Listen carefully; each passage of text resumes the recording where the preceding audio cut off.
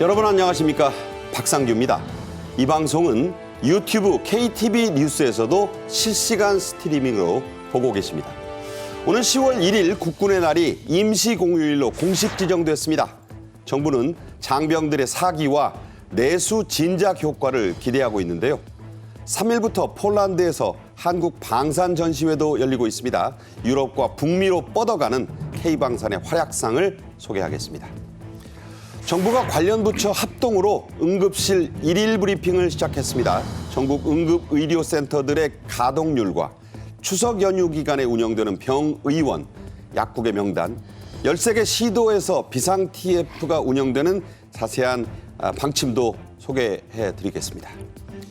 나이는 숫자에 불과하다는 말을 실천하는 할머니 래퍼들이 있습니다. 평균 연령 85세, 최고령은 96세인 경북 칠곡의 칠공주 랩그룹인데요. 외신들도 이 놀라운 할머니들을 집중 조명하고 있습니다. 송국건 전 영남일보 서울본부장, 배종찬 인사이트 K연구소장과 함께하겠습니다. 어서 오십시오. 안녕하세요. 안녕하십니까. 정부가 국군의 날을 임시 공휴일로 선포했습니다. 10월 1일이 화요일, 원래 공휴일인 3일 개천절이 목요일이니까 10월 첫 주에는 최대 9일짜리 황금 연휴도 가능하긴 합니다. 먼저 영상으로 보겠습니다. 명절 잘 됐어요.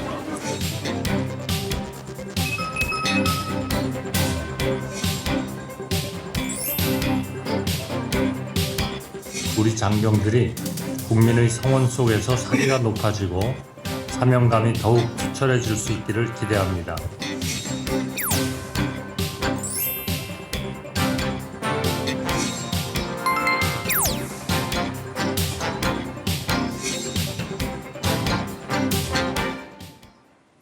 먼저 한덕수 국무총리가 3일 국무회의에서 밝힌 국군의 날 임시공휴일 지정의 의미와 목적을 직접 들어보겠습니다.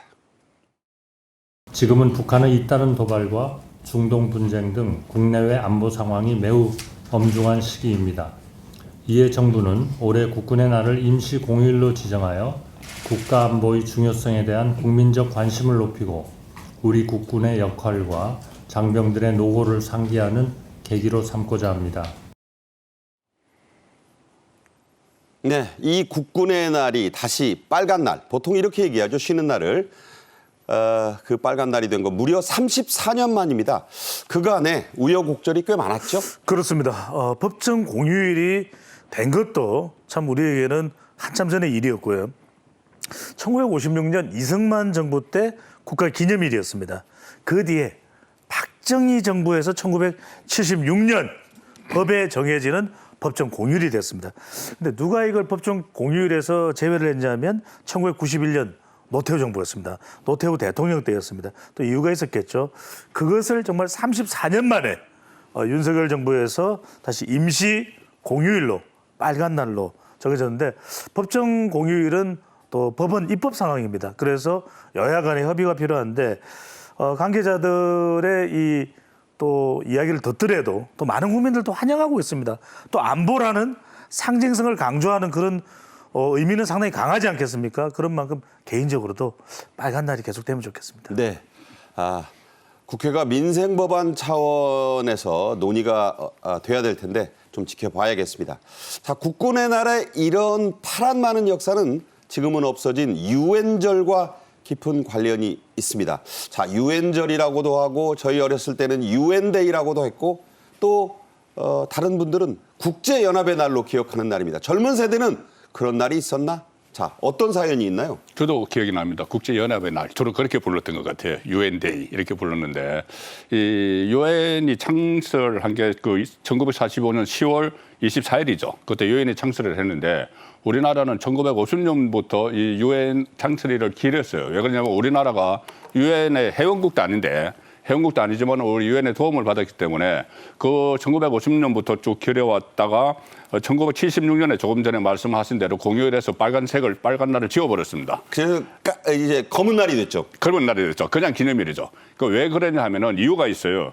북한이 그때 유엔의 산하 전문기구에 계속 가입을 하는 겁니다. 양국 우편연합, 국제전기통신연합, 또 세계보건기구 여기에 북한이 가입을 하니까 우리 정부 입장에서는 유엔이 결의를 해서 한반도의 유일한 합법 정부는 대한민국이다. 이렇게 했는데 그랬는데. 왜 북한을 유엔의 전문기구에 자꾸 가입시키느냐 해서 그러니까 공휴일에서 그 휴일에서 지워버렸죠. 그냥 기념일로만 만들어 두는 그런 상황이 됐는데 그 대신 유엔의 날을 그 공휴일에서 지우는 대신 새로 만든 게 바로 국군의 날입니다. 그러니까 그날이 10월 1일로 다시 들어온 거예요. 그렇죠. 예.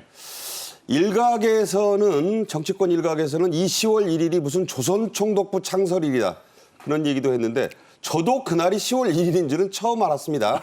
자, 그 얘기는 좀 논외로 치고 그렇게 법정 공휴일이 된 국군의 날은 사실 6.25 때 있었던 아주 중요한 사건을 기념하는 날이죠. 그렇습니다. 이게 우리에게 10월 1일이 어떤 날이냐? 바로 1950년 북한이 남침하지 않았습니까? 그런데 우리가 다시 북쪽으로 진격을 하면서 38선을 돌파한 날, 그날이 바로 10월 1일입니다. 네. 얼마나 기념적인 날이겠습니까? 근데 이제 미군은 북진에 좀 소극적이었거든요. 그러다 보니까 우리 국군은 한 뼘의 땅이라도 더 회복해야 되는 당연한 거죠. 그러니까 이게 지금 군사분계선을 보면 왼쪽에서 오른쪽으로 이렇게 올라가 있어요. 그렇습니다. 서쪽은 미군이 맡아서 별로 안 나갔고 예. 동쪽은 엄청 올라간 겁니다. 강원도 쪽이죠. 그래서 이제 우리로서는 기릴 수밖에 없는 날이 10월 1일인데 노태우 정부 때 다른 이유가 아니라 아까 제가 이유가 있다는 말씀드렸는데 기업의 생산성을 위해서. 많이 쉬면 안 좋다. 그렇죠. 그래서 이제 빨간 날을 검은 날로 이렇게 바꿨던 건데 한원을 했던 것인데 그게 다시 이번에 34년 만에 바로 임시 공휴일이 된 것입니다. 네, 바로 그 북진의 선두에 섰던 부대가 지금도 있습니다. 국군 3, 4단의 일명 백골 부대입니다. 저도 대학교 2학년 때 전방부대 입소 교육을 갔었는데 바로 이 부대에서 교육을 받았어요. 백골 부대 훈련 영상 직접 보겠습니다.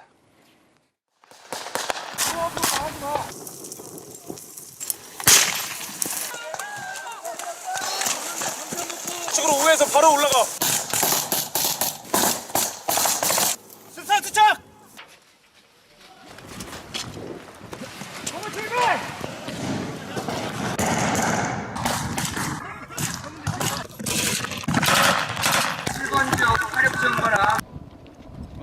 살아서 끝까지 가야 된다. 백골! 임무를 완수하고 이 자리에서 뜨거운 포옹을 할 수 있기를 기대한다. 꼭 임무 완수하겠습니다. 1983년이었습니다. 저도 그때 훈련 받으러 간 대학생이었는데 격례할 때마다 저 부대는 백골 그럽니다. 격례 받는 사람도 백골 그럽니다. 자, 실제로 4단계에는 섬뜩한 백골 이게 무슨 처음 해보고요. 저는 이거 무슨 해적이야? 뼈를 이렇게 그려놨어요. 소속 장병들의 어깨 패치에도 백골이 새겨져 있습니다. 자, 백골 부대의 뿌리 1947년으로 거슬러 올라가죠. 그렇죠. 그때는 처음에는 어떤 조선 경비대 3여단 이렇게 창설이 됐어요. 부산에서 창설이 됐는데 그 이제 새로운 병력들이 들어가는데 그때 6.25가 벌어지기 전에 서북 청년단 단원들이 대거 그 부대를 갔습니다. 그 실향한 그 북쪽 그렇죠. 청년들이죠. 북쪽 청년들이 서북 청년단이. 그래서 본인들은 그 북쪽 고향을 그리면서 나중에 본인들이 백골이 되어서라도 고향을 꼭 찾아가겠다. 이런 의미에서 백골을 철모에 이제 백골을 서로 걸어 넣었어요. 자기 철모에 걸어 넣기 시작한 것이 결국 나중에 백골 부대라는 이름을 얻었죠. 그래서 3, 4단은 백골 부대. 조금 전에 말씀하신 대로 격려를 백골로 하는데 보통 다른 사단은 뭐 아니면 멸공, 통일 이런 걸로 몇 개 안 되거든요. 근데 주로 이 3, 4단은 격리까지도 백골로 하는 그래서 상징이 백골이 돼 있죠.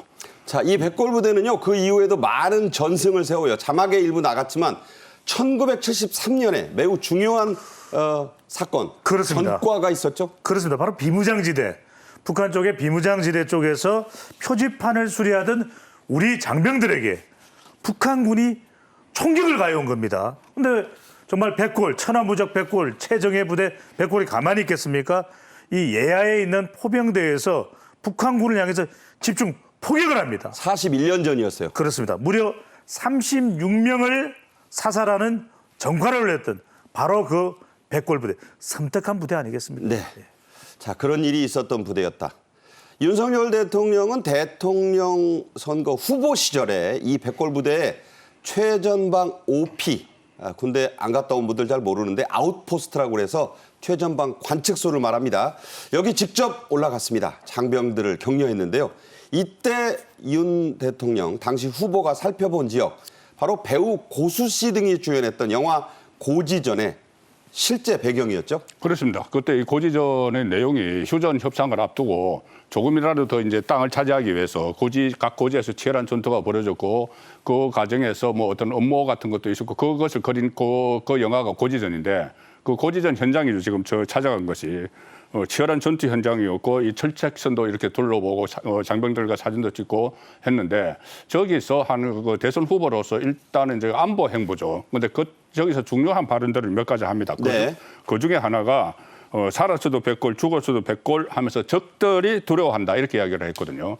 그때 주적 개념에 대해서 좀 논란이 있었을 때예요. 그런데 윤석열 후보가 보수정당의 대선 후보로서 북한을 주적으로 분명히 개념화한 그런 또 그 사례가 된 거죠.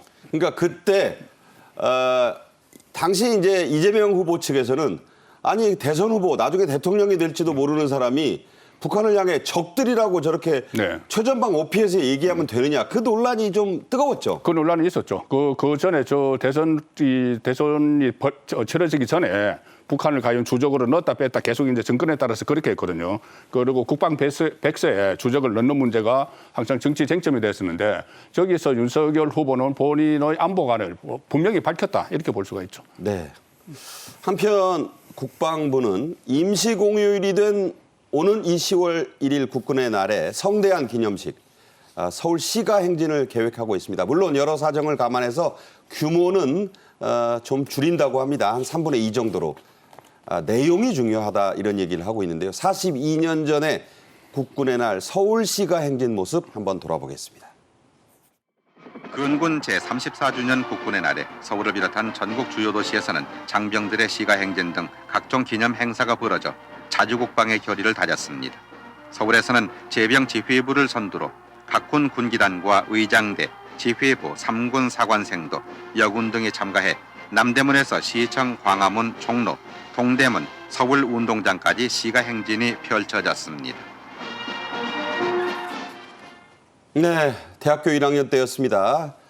저 뒤에 보니까 멀리 숭례문, 불에 안 탔던 숭례문도 보이고 다 그 모습은 아직도 그대로입니다. 좀 바뀌었긴 하지만 국군의 날 시가 행진은 지난해 10년 만에 처음으로 실시됐고 올해 하게 되면은 윤석열 정부 들어 2년 연속으로 하는 셈이죠. 그렇습니다. 주목받을 행사가 될 것으로 보이는데 10월 1일 하면 역시 국군의 날 아니겠습니까? 먼저 기념식 행사는 1일 날 오전에 성남에 소재하고 있는 서울공항에서 개최가 됩니다. 그리고 오후에 서울 시가행진, 많은 또 우리 국민들이 관심을 가지고 있죠. 바로 숭례문과 광화문까지 이어지는 호국 영웅의 카 퍼레이드가 있고요. 저걸 처음 하는 거예요. 호국 영웅들을 모셔서 카퍼레이드를 합니다. 중요하죠. 우리가 뭐 올림픽에서 메달을 딴 선수들도 중요했지만 국가 안보에 기여한 호국 영웅들이야말로 제일 중요하지 않겠습니까? 그리고 또 이제 이 유엔 의장대 그리고 미 8군까지도 이 카퍼레이드에 참여를 합니다. 각기 시민 또 특성화고 학생들이 국군과 함께 국민과 함께 행진이 되고요. 같이 또 저 거리를 걷는다는 거죠. 그렇습니다. 작년에 이제 3분의 2 규모인데 참 중요한 것은 만져볼 수 있습니다. 타볼 수 있습니다. 우리가 항상 애들하고 같이 나가면 엄마 아빠 저거 타고 싶어요. 그런데 안 돼 이러잖아요. 그렇죠. 가능합니다. 방산 첨단 무기 국민 체험에서 만져보십시오. 타보십시오. 가능한 행사입니다. 저 어렸을 때 K2 전차나 포신 만지는 경험이 굉장히 큰 거거든요. 그럼요. 평생을 잊지 못하는데 바로 지금 K방산이 전 세계에 열풍을 일으키고 있지 않습니까? 만져볼 수 있습니다. 네.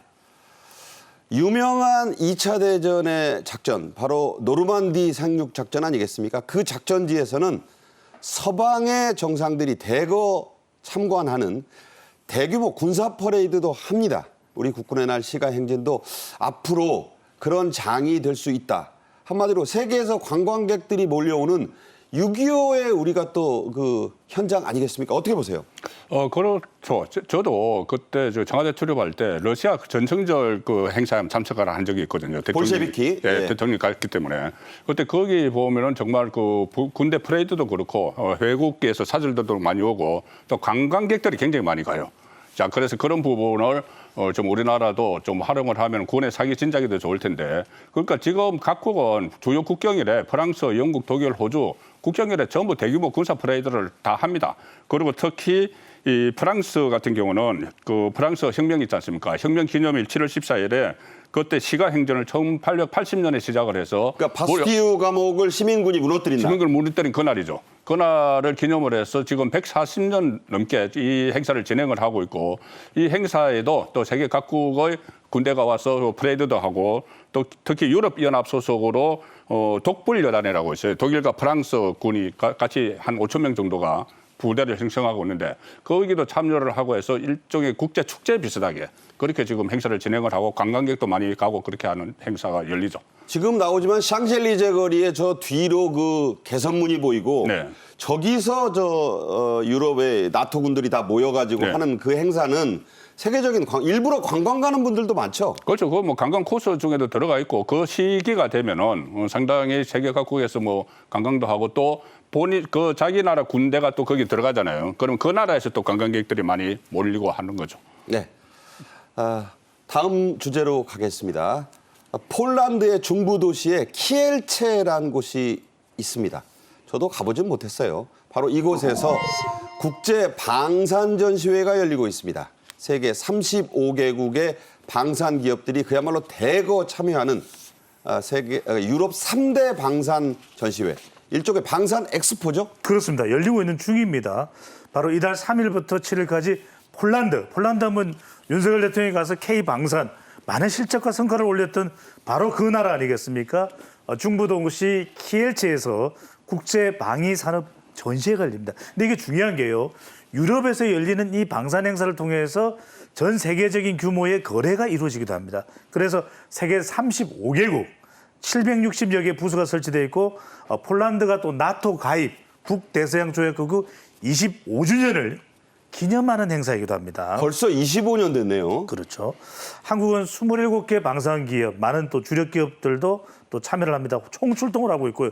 유럽 3대 방산 전시회 위상을 가지고 있는 행사이기 때문에 이 행사를 통해서 우리가 뭐 체코, 노르웨이 등등의 국가들에 대한 계약도 상당히 좀 가시화되는 그런 성과를 올릴 수 있을 것으로 보입니다. 네. 우리 방산 기업들이 속속 계약을 체결하고 있고 또 수주가 기대되고 있습니다. 그렇게 되면 유럽은 물론 뭐 좀 루마니아도 당장 산다는 얘기 있고요. 북아메리카 시장까지 시장을 넓힌다.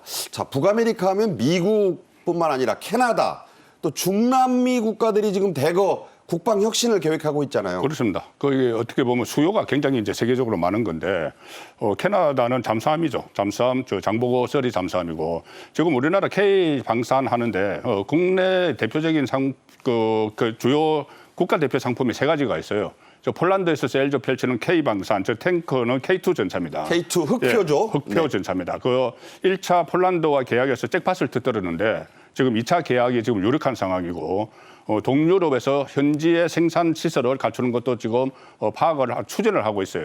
그리고 파워팩 기술 국산화 이게 상당히 중요한 건데 이게 되면 중동 시장에 도전을 하는데 파워팩이라는 게 전차의 심장입니다. 네. 그러니까 한쪽은 엔진하고 변속기인데 엔진은 우리가 국산을 할 수 있는데 변속기는 못 하거든요. 그걸 지금 국산을 한다는 거고 독일제를. 그다음에 이 장보고 서리 잠수함. 저 잠수함은 폴란드, 캐나다 같은 이 잠수함 교체 사업을 하고 있어요. 폴란드와 캐나다. 조금 전에 말씀하신 북미 쪽에 이제 진출을 하고. 저거는 예. 수주만 하면은 한 3, 4조 원 됩니다. 그렇죠. 대박이죠. 저것도 교체 사업을 하는데 거기에 우리 잠수함을 수출하는 그것을 추진을 하고 있고 FA-50 전투기 이것은 카이 한국 항공우주산업에서 하는데 여기서 슬로바키아, 불가리아 수출을 좀 추진을 하고 있으니까 현대 로템의 K2 전차는 육군, 그다음에 하나오선의 장보고 서리는 해군, 그 카이 FA-50 전투기는 공군, 육해공에 다 있는 거죠. 네, 키엘체 그 방산전시회 홈페이지에 이런 말 나온다고 합니다. 한국 방산 최고의 발걸음을 내딛는다. 또 한국은 방산에 있어서 아시아의 거물이다. 이게 재벌을 말하는 영어 단어가 타이쿤인데 네. 우리나라 보고 방산 타이쿤이라고 한다죠? 그렇죠. 방산 타이쿤에서 일단 우리나라가 방위 산업의 아시아의 아이콘이라는 이야기예요. 그리고 우리 방위 산업의 특징이 우리 모든 우리 제품들이 그렇지만은 납기가 굉장히 딱딱 맞춰서 빠르게 해준다. 그리고 품질은 최고고 가격은 그다지 비싸지 않은데 최고의 품질을 만들어내는 그 K 방산을 많이 평가를 하는 거죠. 네, 우리가 유럽으로부터 한국이 아시아의 방산 거물이다 이런 얘기를 듣습니다. 아, 참 거물 얘기를 유럽인들이 우리 보고 하고 있습니다. 무기 거물이래요. 한화그룹은 장보고 3급 잠수함의 축소 모형을 10분의 1 모형을 부스 정중앙에 내세웠습니다. 그리고 현대 로템은 4세대 다목적 무인 차량 HR 셰르파. 자, 말이 좀 어려운데 HR은 현대 로템이고 셰르파를 선보였습니다. 자, 이건 어떤 무기죠? 정말 대단한 것이 대한민국 방산의 기술을 인정받는 겁니다. 이 행사에 지금 하나그룹 하면 하나 에어로스페이스와 하나 시스템이 있죠.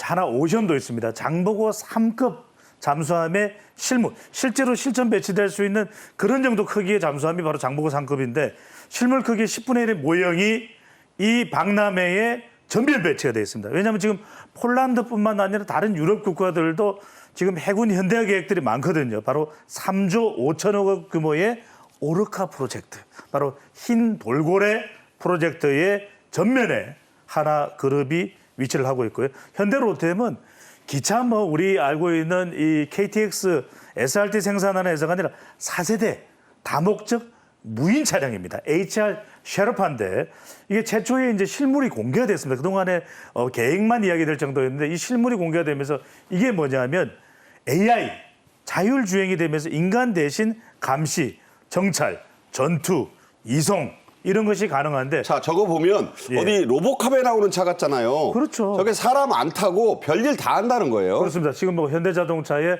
사족 보행 개 로봇에 있어서 이 HR 셰르파 또 현대 로템의 야심작인데 지금 전 세계가 K방산 주목하는 이유가 기술, 가성비, 제때 공급해 줄 수 있는 납기, 그다음에 이 AS 기술력 최고입니다. 네. 셰르파라는 게요, 여러 뜻이 있겠지만 그중에 히말라야 산맥에서 등산하는 사람들을 돕는 네팔 현지인 산악 전문가를 이르는 말이기도 합니다. HR 셰르파, 즉 현대 로템이 개발한 현대판의 전쟁 셰르파의 모습 잠깐 보겠습니다. 네, 자, 무인차입니다. 사람 안 탔어요. 저렇게 생겼고 저렇게 큰 차인데 사람이 안 타고 원격 조정합니다. 지금 저거 로보캅 같잖아요. 그러니까 사람보다 지금 앞서갑니다. 그리고 뒤에 가면서 엄호도 하고. 그러니까 적들이 상대하기가 너무 까다로운 거예요. 정밀 장비가 다 들어가 있다고 합니다. 대단한 차죠. 다목적 무인 전투 차량 현대 로템 셰르파의 모습. 아주 외국 바이어들이 그야말로 홀딱 반해서 빨리 좀 만들어 달라고 한다는 그 차의 위용을 보고 계십니다. 자랑스럽습니다. 6.25 때 M1 소총을 미군으로부터 넘겨받아서 한 발 한 발 쏘다가 안 되니까 총신에 물 부어 쐈던 나라입니다. 우리나라가. 자, 이번 폴란드 국제방산전시회를 계기로 우리가 기대하는 세계 방산 4강 진출. 우리가 축구에서는 월드컵 4강 한번 가봤는데 그보다는 그 가능성이 더 크다고 봐야죠. 그렇습니다. 지금 속속 계약 체결을 앞두고 있다는 그 뉴스들도 지금 들어오고 있어요. 자, 그 상황에서 조금 전에 말씀하신 대로 우리나라가 지금 세계 9위입니다. 수출 기준으로. 세계 9위인데 점유율이 2.4%. 그런데 우리가 세계 빅4에 들어갈 수가 있다. 이번 그 전시회에서 또 많은 이 수주를 하면은 빅4인데 일단 1위, 3위를 좀 따라잡기가 어려울 것 같아요. 1, 2, 3위는 좀 힘들고요. 미국, 러시아, 프랑스. 여기는 10분 두 자릿수 점유율을 가지고 있어요. 그런데 그 위에, 그 밑에 4위 중국 5.2, 5위 독일 4.2 이렇게 하면은 점유율 격차가 우리가 2.94%인가 크지 않지 않습니까? 네, 뭐 좀만 하면 네, 돼요. 조금만 하면은 특히 지금 외국 바이어들이 보면은 인명을 좀 보호를 하는 그런 그 군사 장비에 대해서 많은 관심을 갖고 있고 우리가 전시를 한 그 장비들도 주로 인명이 희생되지 않는 그런 장비들을 많이 내놨기 때문에 많은 성과가 있을 것 같습니다. 네. 자랑스러운 소식을 뒤로 하고 이제 세 번째 주제로 가겠습니다. 정부가 응급실 현황의 일일 브리핑을 시작했습니다. 추석 연휴 응급실 비상대책 또 군의관의 공보위의 추가 배치 계획 등이 발표됐는데요. 어떤 내용들이 들어있는지 간추려 드리겠습니다. 먼저 박민수 복지부 제2차관의 발표를 들어보겠습니다. 첫째, 응급실 운영 현황입니다. 전체 409개의 응급실 중 99%인 406개소는 24시간 운영을 하고 있으며 6.6%에 해당하는 27개소는 병상을 축소하여 운영 중입니다. 9월 11일부터 25일까지 약 2주간을 추석 명절 비상응급 대응 주간으로 운영합니다. 이에 따라 중증응급 환자 진료 차질을 최소화하는 데 총력을 기울이겠습니다. 현재 전국의 응급의료센터에서 근무하고 있는 의사, 정부 발표에 따르면 평시 대비 73%라고 하네요. 그렇습니다. 지난해 4분기와 비교를 해보면 이제 그렇다는 이야기인데 8월 21일 기준으로 해서 지난해 4분기 2,364명에 약 한 73% 수준인 1,734명이라는 겁니다. 아무래도 좀 부족하다는 생각이 들 수밖에 없을 것이고 정부는 긴급하게 응급센터에 군의관 등을 투입을 할 예정입니다. 8월 달에 이제 코로나 환자들 많았지 않습니까? 그런데 상당히 좀 이제 최근 들어서는 줄어들고 있습니다. 응급실에 경증, 비응급 환자는 좀 줄어들고 있는 상황이. 그러니까 이제 약간은 좀 해소가 됐다는 거죠. 그렇죠. 숨통이 조금은 이제 트일 수 있는 상황인데 군의관과 공보위가 파견됩니다. 그리고 간호사법이 통과됐죠. PA 간호사 또 촉탁 의들이 채용이 돼서 인력을 보강을 하고 있습니다. 강원대학교 또 세종, 충남대학교, 이대 목동병원, 이대 목동병원을 비롯하고는 지방의 이제 거점 대학들이 되겠죠. 이곳에 4일부터 군의관이 이제 추가 배치가 됩니다. 충북대병원에도 군의관, 충주 의료원에는 공보위 등이 추가 배치할 계획이고 정부가 상당히 또 응급한 그런 상황으로 비상 운영이 되고 있기 때문에 많은 또 우려가 되고는 있습니다만 그래도 정상적으로 또 운영이 될 가능성도 있을 것으로 보입니다. 네, 추석에 아프지 말자는 얘기가 나올 정도로 사실 국민 불안은 큽니다. 하지만 일부 과장된 측면도 있다고 정부는 보고 있어요. 특히 추석 연휴 기간 중에 응급 의료 시스템 구축에 정부가 중점을 두고 있습니다. 자, 어떤 대책들이 브리핑에서 나왔나요? 예, 일단 정부는 응급의료 대란 이런 좀 그 어떤 불안감을 조성하는 말은 하지 말라 모든 그 조치가 다 지어져 있다는 이야기를 하고 있거든요. 그래서 응급의료 일일 브리핑에서 나온 내용들을 보면은 첫 번째는 추석 연휴 기간에 비상응급 체제를 구축을 해서 대응 주간 이렇게 설정을 합니다. 그래서 운영을 하겠다는 것이고 조금 전에 말씀하신 강원대 이대 목동 세종 충남병원 여기부터는 4일부터 군의관들이 또 그리고 공공의들이 같이 추가 배치가 돼서 지금 현재 인력과 같이 호흡을 맞추게 되고 이 포털 사이트에 정상에 따른 병원 이용을 다 안내를 할 수 있습니다. 정상에 따라서 응급을 어떤 쪽으로 병원에 가는 것이 낫겠다는 것을 다 안내를 해주고 서울시에서는 추석에 문을 여는 병원과 약국을 지정을 하는데 병의원이 약 500개 그리고 약국 1,300여 개를 지정을 하고 나머지 13개 여러 시도에서도 자치단체장을 반장으로 해서 또 그 응급 의료에 어려움이 없도록 이렇게 특별 TF를 좀 운영을 하기로 했습니다. 네. 아무리 강조해도 지나침이 없는 말, 바로 인간의 생명과 건강입니다. 천려일실. 999가지 잘 살펴도 한 가지 빠뜨리면 잘못되는 게 바로 인간의 건강과 또 생명에 관련된 일이기 때문에 정말 만전을 다해도 부족할 수 있으니까 잘해야겠습니다. 정부는 추석 연휴에 치명적인 중증 질환이 만약에 발생하면 어떻게 할지에 대한 안내도 했습니다. 자, 어떤 건가요? 그렇습니다. 대비 내용이 있습니다. 우리가 괴담에 흔들릴 것이 아니라 정확한 내용을 파악할 필요가 있을 것 같고요. 순환 당직제가 운영됩니다. 365일로 운영되는 제도인데요. 특히 이제 급성 대동맥 증후군, 소아 그건 큰일 나는 거예요. 그렇습니다. 급성복부 질환, 산부인과 응급질환, 기관지 출혈, 이물질, 응급혈관 이런 부분은 상당히 크게 우려하실 수 있습니다. 이 부분은 중증 응급 진료 대응이 이루어지고요. 정부는 순환 당직비를 또 특별 지원해서 대상 질환조차도 좀 더 확대할 것을 검토를 하고 있습니다. 마땅히 그래야겠죠. 뭐 그렇습니다. 고생하는데 돈도 좀 더 주고. 맞습니다. 그런 부분들이 지원이 될 예정으로 있고요. 또 중증 수술이나 응급진료 등 800여 개에 대해서는 수가를 또 대폭 인상하는 방안도 추진되고 있으니까요. 우리가 뭔가 걱정이 될수록 흔들릴 것이 아니라 어떻게 차분하게 또 이 공백을 메워갈까 이런 대응이 이성적인 체계적인 대응이 더 필요한 때로 보입니다. 네. 자, 오늘의 마지막 주제입니다. 백수라는 표현이 있어요. 이게 노는 사람 얘기하는 거 말고 일백백자 이 목숨 숫자를 씁니다. 그 표현은 99세를 말합니다. 한자로 일백백자에서 위에 있는 한일자를 빼면 99가 되죠. 100-1. 자, 그 백수를 불과 3년 앞둔 할머니가 래퍼를 하고 계십니다. 막내는 76살, 평균 연령 85세인 이 힙합 할머니들 최근 출범 1주년 잔치까지 했다고 하는데요. 직접 보겠습니다.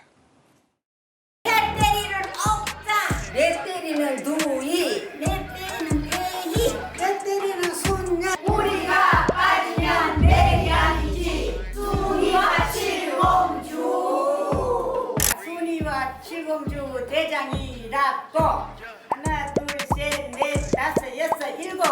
그래서 칠공주라 합니다. 평균 나이 85세, 나이는 숫자에 불과하다.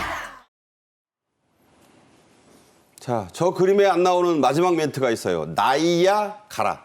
나이에 가라 폭포하고 발음이 비슷한데 나이야 가라. 가야 됩니다. 저도 이 뉴스를 보고 사실 한 번도 안 가본 데가 경북 칠곡입니다. 상주는 가봤어요. 꽃감 때문에. 근데 거기 칠곡에 한번 가보고 싶어졌습니다. 순이와 칠공주 어떤 분들인가요? 칠곡은 일단 호국의 도시죠. 낙동강 전투가 치러졌다. 다부동? 그렇습니다. 예. 자, 그런데 그 지역에서 할머니 8분이 만드는 힙합 그룹입니다. 힙합 그룹 순이와 칠공주인데 평균 연령이 85세. 그리고 작년 8월에 설립이 됐기 때문에 만들었기 때문에 지금 1주년이 됐어요. 1주년이 돼서 마을 회관에서 또 공연도 하고 했는데 처음에 이 할머니들은 이제 한글을 깨치기 위해서 어떤 그 공공 프로그램에 같이 참여를 해서 한글 공부를 하다가 그러니까 대부분이 한글도 모르셨던 분이에요. 그렇죠. 한글 공부를 하다가 그 우연히 그 TV에서 랩 공연을 하는 것을 봤습니다. 인터넷에서 랩 공연하는 장면을 보고 우리도 저거 한번 해보자 해서 의기투합이 된 거죠. 의기투합이 돼서 랩을 하기 시작을 했는데 특히 할머니들이 살아오신 인생의 경륜이 있지 않습니까? 네. 그 경륜 같은 것들이 이 가사에 담기는 거죠. 삶의 애안 이런 것이. 그것이 상당히 인기를 끌었고 지금 팬클럽도 있습니다. 팬클럽. 있죠. 예, 회원 150명 팬클럽도 있고 여러 방송들에 출연을 했고 또 언론에만 해도 1,500회 이상 소개가 됐는데 또 어떤 그 상업 광고도 촬영을 했었어요. 그렇군요. 상업 광고 촬영을 했었고 또 국가보훈부, 그 국무총리실 같은 이 정책 홍보를 위한 캠페인 영상 여기도 지금 등장을 해서 우리나라뿐이 아니라 해외에서도 지금 큰 인기를 끌고 있습니다. 네, 말씀드린 대로 맏언니 래퍼가 96세. 자, 96세. 상상이 좀 되십니까? 그리고 막내, 물떠와야 되는 막내가 76살, 평균 85세. 대단합니다. 가입 자격까지 저는 한 16년 남았습니다. 자, 이게 단순한 동네 할머니들 얘기가 아니에요. 영국의 로이터 통신 등이 한국 할머니 래퍼들이 음악 주세요라고 외쳤다. 영어로 그렇게 돼 있습니다. 그 기사를 크게 실었죠. 북치기 박치기 이거 아니겠습니까? 네. 비트박스. 아니 지금 전 세계적으로 유명해졌습니다. 경북 칠곡이 아니고요. 지금 영국의 로이터 통신 지금 화면으로 보실 텐데 어떤 이야기가 나오냐면 Down on the farm, South Korean granny rappers, drop the beat. 드랍 이게 더 빛이 바로 그게 이제 판에다가 이게 곡 스타트한다는 뜻이거든요. 그러니까요. 비트를 주세요. 드랍 더 비트. 그러니까 정말 이게 로이터 통신이 아무나 이게 소개되는 겁니까? 그러니까 인구 감소로 정말 위태로워진 이 시골 지역에 정말 에너지를 불어넣고 있다. NHK 월드 TV 홈페이지에도 순이와 칠공주라고 해서 신선한 라임으로 이름을 날리며 내비 젊은 층의 전유물이라는 생각이 틀렸다는 것을 증명했다. 정말 대단합니다. 로이터 통신뿐만이 아니고 CCTV, NHK 방금 전에 소개해드린 대로 정말 상세하게 소개가 되고 있습니다. 순이와 칠공주. 주한 폴란드 대사관, 조금 전에 방산 관련해서 폴란드 말씀드렸습니다. 폴란드 또 나오네요. 그러니까요. 고령화 시대에 새로운 해법을 연구했다. 저기서 그런 말이 나왔네요. 그러니까 지금 엄청나 묵치기 박치기 하면서 도파민이 막 분비가 되는 겁니다. 전국에 30여 차례 무대 공연을 했고 마지막 숨쉬는 순간까지 랩을 약속했다. 이렇게 보도가 되고 있는데 박점순 래퍼는 랩으로 치매를 예방한다. 용돈도 벌며 건강하게 살고 싶다. 그러니까 저분들이 저 공연하면 그래도 얼마간이라도 출연료 받으실 거고. 그러니까요. 상업 광고 찍으셨다니까. 이거 손자들이나 아들, 딸 입장에서 보면 저 할머니가 우리 어머니가 돈을 벌어 오시네?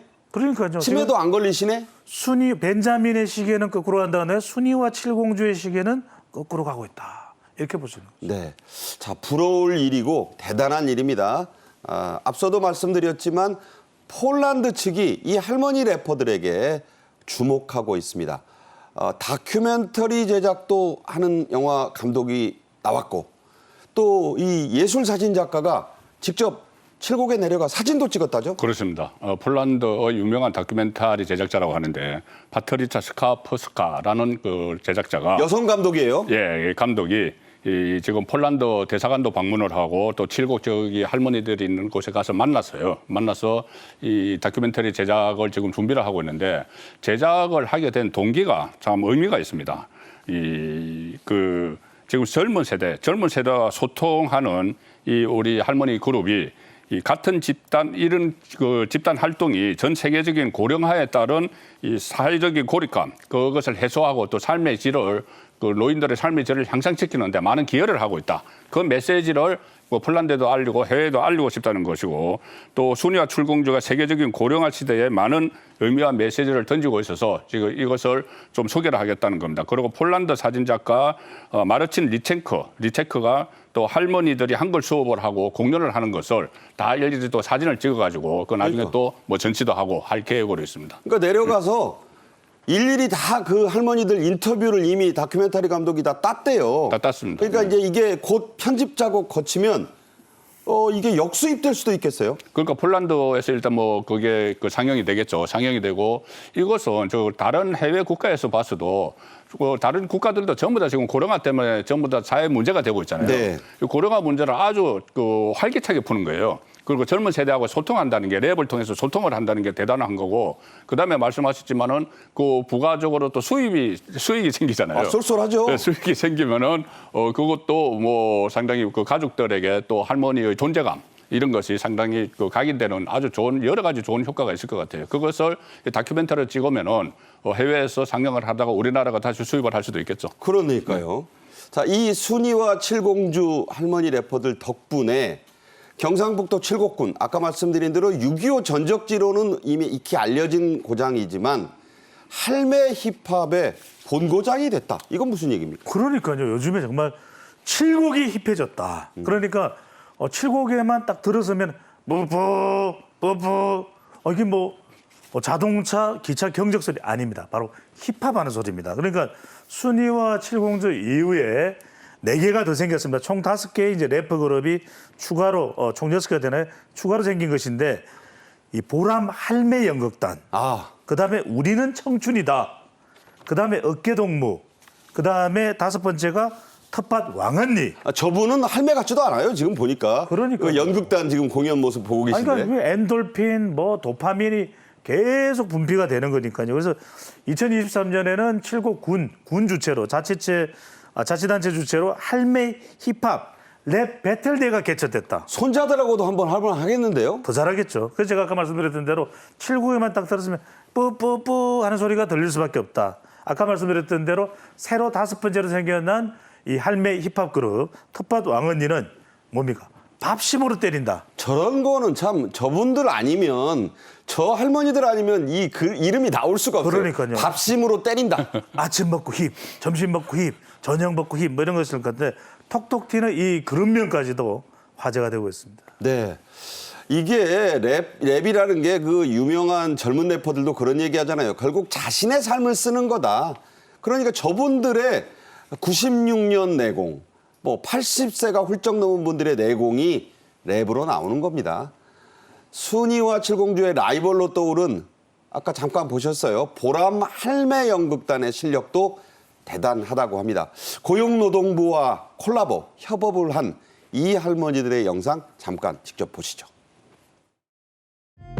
젊은 꼰대 늙은 꼰대 모두 잘 들어 사이좋게 지내는 게 뭐가 어려워 MZ 꼰대 편가르기 이제 그만해 너도 옛날에 저랬었잖아 공짜 야근 안돼 워라밸 좋아 직장 내 문화는 같이 만들어 사장 부장 주임 신입 사실 다 잘해 내 자식도 회사에서 엄청 일 잘해.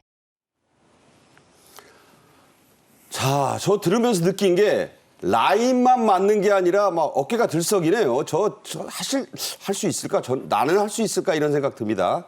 순이와 칠공주는 랩그룹 결성 이전부터 큰 화제였습니다. 이분들이 만든 이른바 이 할매, 칠곡 할매 글꼴이 2023년 윤석열 대통령의 신년 연합장에도 사용이 됐죠. 네, 그렇습니다. 참 재능이 다양하신 것 같아요. 그런데 이 글꼴, 칠곡 할매 글꼴이 작년 연합장에 윤석열 대통령 연합장에 사용이 됐고 저도 그 연합장을 본 적이 있습니다. 그래서 상당히 이게 어떤 글꼴이지 그렇게 저 오른쪽이 네. 칠곡 할매 글꼴이에요. 그렇습니다. 그걸 이제 연합장 내용을 쓴 거죠. 그런데 이 연합장 내용을 저 글꼴로 쓰고 나서 또 윤석열 대통령 부부가 할머니들을 용산으로 초청을 했어요. 네. 대통령실에서 초청을 해서 또 즐거운 시간도 가졌고. 근데 이 할머니들이 글꼴을 만들게 된 계기가 원래 제가 조금 전에 말씀드렸지 않습니까? 한글을 깨우치는 학교에서 처음에 서로 만났었다고. 네. 근데 그 한글을 공부를 하면서 글꼴을 만드신 거예요. 공부를 그러니까 한글을 얼마나 많이 적었는가 하면은 할머니 5분이 4개월 동안 2,000장이 넘는 그 노트에다 막 글씨를 쓴 거예요. 글씨 연습을 하면서. 글씨 연습을 하다가 그 글꼴까지 지금 완성을 해서 이게 대통령의 연합장까지 쓰이는 그런 그 상황까지 오게 된 거죠. 네. 자, 아까 래퍼들의, 할머니 래퍼들 가사말 잠깐 들었는데 그 얘기 좀 해볼게요. MZ 꼰대 편가르기 이제 그만해. 너도 옛날에 저랬잖아. 그렇죠. 자, 이 부분 젊은 꼰대, 우리나라에도 말이죠. 거중만 늙었지 마음이 10대, 20대인 분들이 있고 겉은 젊은데 속이 꼰대인 사람들이 있어요. 그렇죠. 저도 좀 반성해 보게 되는데 어떻게 들으셨어요? 완전히 이게 세태풍자죠. 그러니까 이 라임 자체도 그렇고 리듬감도 그렇고 전혀 정말 우리가 알고 있는 이 래퍼들의 정말 미치지 못하는 게 없는 겁니다. 대단한 겁니다. 어깨를 나란히 할 정도로 지금 젊은 꼰대 이 가사 내용을 보세요. 그러니까 젊은 꼰대, 늙은 꼰대. 세태풍자를 하면서 서로 화합하자. MZ 꼰대 편가르기 이젠 그만해. 공짜 야근 안 돼. 워라밸 좋아. 그러니까요. 직장 내 문화는 같이 만들자. 그렇습니다. 욜로족, 연호족 가릴 거 없다. 우리 다 함께 어우러서 어와둥둥 칠곡 하나 되자. 대한민국 하나 되자. 전 세계로 뻗어나가자. 이걸 그대로 메시지를 전달하는 건데 저는 마지막이 굉장히 인상적이었습니다. 내 자식도 회사에서 엄청 일 잘해. 네. 그러니까 이게 뭐냐면 다 이게 부모 마음이니까 이 랩의 가사 내용에도 서울에 있는 또 상암동에 있는 세종에 있는 우리 자식들 걱정하는 이 부모님의 마음이 고스란히 전달되지 않겠습니까? 네네. 여기서 감동의 포텐이 터지는 거죠. 그렇군요. 자, 칠곡군은 이 할머니들의 다양한 문화 활동을 적극 지원하고 있고 앞으로 더 돕겠다 이렇게 얘기하고 있습니다. 초고령화 사회를 헤쳐나가는 새로운 길이 될 수 있겠다 이런 생각인데 먼저 송 본부장님 의견 어떠세요? 그러니까 저는 지금 한국에서뿐이 아니고 이게 또 K 할매, K 방산 뭐 하는 것처럼 K 할매 문화가 될 수 있다고 봐요. 그리고 가장 중요한 것이 새로운 세대, 조금 전에 MZ 세대와 뭐 꼰대 이야기가 나왔지만은 젊은 세대와 소통을 하고 그런 거죠. 그러니까 나는 과거에 젊어봤는데 너는 늙어봤냐 이런 말이 있지 않습니까? 네네. 그래서 그런 걸로 이제 젊은 세대들의 의식을 좀 바꾸는 이런 계기도 될 수 있을 것 같고 이 K 할매 이 문화가 해외로도 뻗어나갈 수 있다는 생각을 합니다. 네. 유명한 영화 대사가 있습니다. 저도 가끔 인용을 하는데 늙은 게 내 탓이 아니고 젊은 게 너에 대한 보상이 아니라는 얘기가 있어요. 어떤 영화인지 아실 겁니다. 자, 어떤 견해 갖고 계세요? 저는 새로운 방향을 제시했다. 우리가 저출생 대응 대책도 중요하지만 초고령화 사회, 실버 세대를 위한 대안이 뭐냐. 그런데 저는 이 경북 칠곡군에 정말 순이 N70주가 바로 대안을 제시했다고 볼 수 있거든요. 지금도 보면 칠곡에 상당히 많은 이런 새로운 브랜드, 가치가 새롭게 만들어질 것으로 보입니다. 네, 지금까지 송국건 본부장, 배종찬 소장과 함께했습니다. 잘 들었습니다. 감사합니다. 생방송 정책인 이슈는 말씀드린 대로 KTV 유튜브 채널로도 매일 실시간으로 방송됩니다. 혹시 못 보신 분들 5시 반 재방송 유튜브 다시 보기로도 언제든 보실 수 있습니다. 많은 시청과 구독 부탁드리고요. 내일 오후 1시에 또 뵙죠. 오늘도 멋진 활기찬 하루 보내십시오. 고맙습니다.